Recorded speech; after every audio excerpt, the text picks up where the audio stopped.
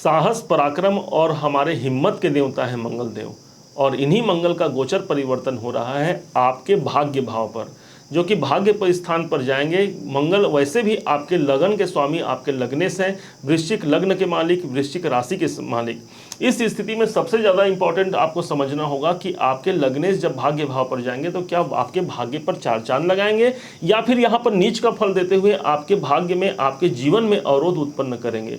बहुत ही इंपॉर्टेंट होने वाला है ये वीडियो, एक एक पॉइंट आप ध्यान दीजिएगा। हम यहाँ पर किस प्रकार से डिग्री वाइज इसकी हम कैपेबिलिटी को चेक करने वाले हैं मंगल के, कि कब आपको अच्छा फल देगा, कब वो न्यूट्रल फल देगा।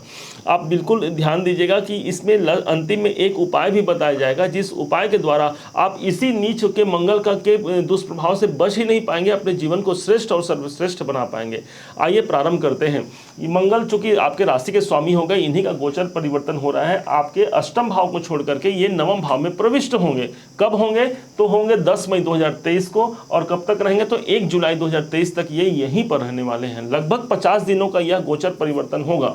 ये अब इस दरमियान आपको क्या फल मिलेगा? एक जनरल प्रेडिक्शन यदि आपको दिया जाए तो इस टाइम पर मंगल तो नीच के हो गए, तो भाग्य में आते साथ ही भाग्य में अवरोध उत्पन्न करना, भाग्य में बाधाएं बने रहना, पिता के स्वास्थ्य में कमी आना, उच्च शिक्षा प्राप्त करने के लिए जो ललायत हैं उनके शिक्षा में बाधा आना, और साथ में जो विदेश यात्रा इत्यादि जो धार्मिक यात्रा में जाने वाले हैं उन सब में यहाँ पर कमी देखने को, यहाँ पर परेशानी देखने को मिल सकती है। अब इस मंगल की कुछ दृष्टियां भी होती हैं। मंगल की दृष्टियां होती हैं 4, 7 और 8 दृष्टियां होती हैं। तो चौथी दृष्टि आपके व्यय भाव पर है, 7वीं दृष्टि आपके पराक्रम भाव पर है। पराक्रम भाव पर मंगल का दृष्टि होना, और स्वयं इस भाव के कारक माने गए हैं मंगल को। तो इस स्थिति में आपके साहस, आपके पराक्रम, आपका हिम्मत बहुत ज़्यादा बढ़ने वाला है। साथ में 10वें भाव पर मंगल की तो वैसे भी उच्च राशि है मंगल की, तो इसलिए यहाँ पर जाकर के आपको भाई बहनों और मित्रों का सहयोग भी प्राप्त होगा। जो लोग कंपटीशन एग्जाम में दे रहे हैं उनको भी यहाँ पर सफलता मिलने का योग बनेगा। अब यहाँ पर 8वीं दृष्टि मंगल की पड़ रही है आपके चतुर्थ भाव पर, जो आपके माता का होता है। मंगल स्वयं भूमि, भवन, वाहन का कारक हो गया, और इस स्थान पर इनकी दृष्टि होकर के ये बहुत शुभ फल देगा, ऐसा हमको ज्ञात हुआ। परंतु माना जाता है कि नीच का कोई ग्रह अपने कभी भी वह शुभ फल को नहीं देता, वह अपने अशुभ फल को देता है। वास्तव में ये कब अपने अशुभ फल को देगा और कब हमने जो बताया ये शुभत्व की आपकी प्राप्ति होगी, इसी का कैलकुलेशन हम लोग इस चार्ट के माध्यम से समझते हैं। हमने पहले से कैलकुलेशन करके इन्हें निकाल के रखा है, जो आपको समझने में आपको आसानी आएगी। बहुत से ज्योतिष हमारे भाई भी इस हमारे कार्यक्रम को देखते हैं, उनका भी बहुत बहुत स्वागत है। वो भी इस टेक्निक को समझ करके दूसरों को लाभान्वित कर पाएंगे, तो हम अपने जीवन को बड़ा सार्थक मानेंगे। आइए प्रयत्न करते हैं। तो आपको ये बता दें कि ये मंगल जब 4 नंबर कोई भी ग्रह 4 मतलब सब राशि पर प्रवेश करता है, तो उस स्थिति को ये माना जाएगा कि वो जब 0 से 6 डिग्री में होगा तो वह क्या अवस्था होगा? मृत अवस्था में वो ग्रह होगा।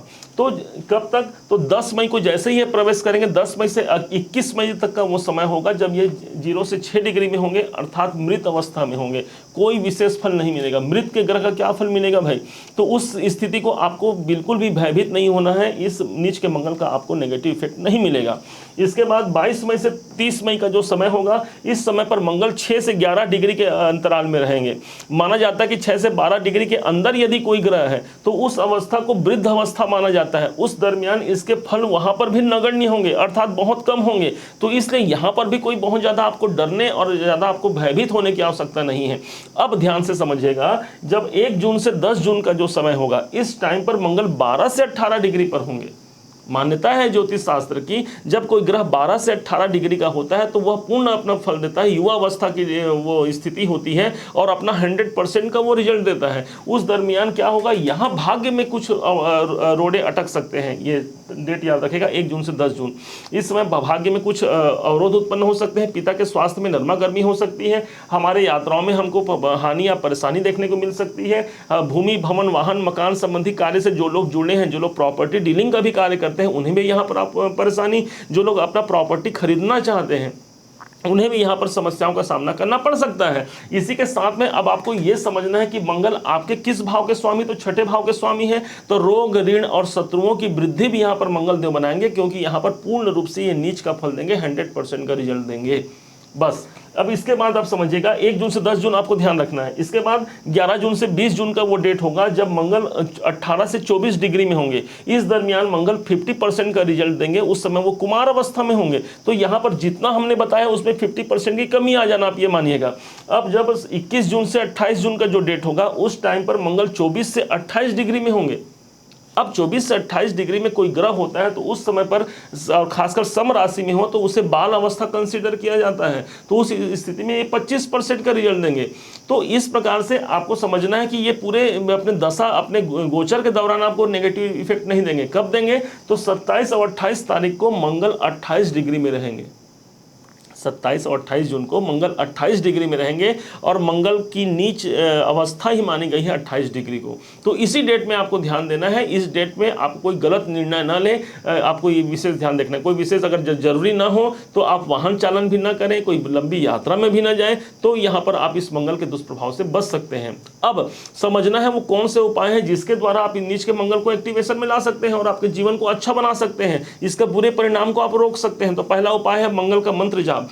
ओम भौम भौमाय नमः इत्यादि आप मंत्रों का जाप करके मंगल को आप शांत रख सकते हैं, क्योंकि जो ग्रह हमारा नेगेटिव होता है उसे शांत किया जाता है, जो पॉजिटिव हो उसका नग धारण किया जाता है। परंतु यहाँ पर मंगल आपके लिए कोई अच्छे यहाँ पर ग्रह नहीं है, नीच के पड़े हुए हैं, इसलिए उनको डोनेट करना है। डोनेट कैसे करना है? तो दूसरा है जल, तो पानी जो मटके का जो जल होता है, मटका होता है, वो मंगल का तत्व माना गया। लाल रंग और मिट्टी से बना हुआ होता है मटका, ये सीधे सीधे मंगल का तत्व है। इसमें आप जल डाल देते हैं तो पानी जल गया, अर्थात चंद्रमा को आपने यहाँ पर मिला लिया। तो मंगल के घर पर ही तो चंद्रमा है, उसे आप अपने पीने के उपयोग में लाइए। हो सके तो इसे दान दीजिए, दूसरों को दान देना, जल का दान देना, मटके में दान देना, ये आपके लिए बहुत, मंदिर में, देवालय में, किसी ब्राह्मण के घर या किसी प्यासे को आप इसे पानी पिला सकते हैं। अभी ये ज्येष्ठ का महीना चल रहा है, वैसे भी अभी मई और जून का जो महीना है गर्मी का समय होगा, इस दरमियान पूरे मंगल आपके गोचर में भी प्रतिकूल है, तो इस स्थिति में किसी प्यासे को पानी पिला दीजिए। तीसरा उपाय माना गया है श्री हनुमान जी महाराज को सिंदूर चढ़ाना। और ये सिंदूर ही चढ़ाना नहीं,